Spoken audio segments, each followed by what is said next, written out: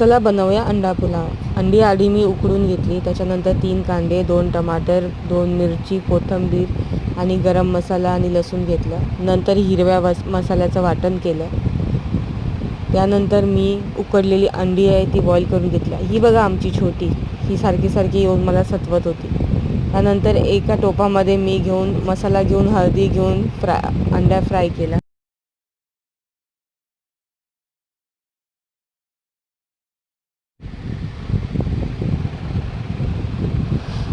Boil अंडे बऱ्यापैकी fry केल्यानंतर मग मी घेतला कुकरमध्ये टाकलं तेलामध्ये टाकलं तेजपत्ता, बाकी सगळा अख्खा गरम मसाला, लसूण, कांदा आणि टमाटर घेऊन फ्राय केलं.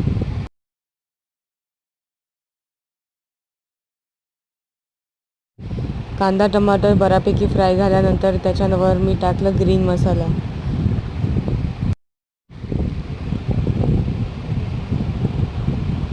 ग्रीन वाटण बऱ्यापैकी फ्राय केल्यानंतर मी घेतली चिकन मॅगी क्यूब्स, त्यातली 2 क्यूब्स मी पावडर करून या मसाल्यामध्ये टाकली.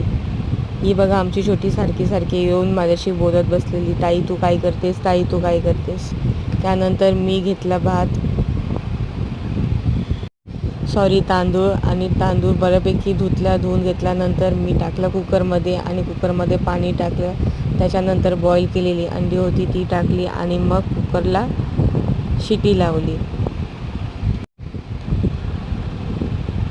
त्यानंतर 3 शिटी झाल्यावर भात बऱ्यापैकी शिजला होता आणि माझा अंडा पुलाव बऱ्यापैकी चांगला झाला होता.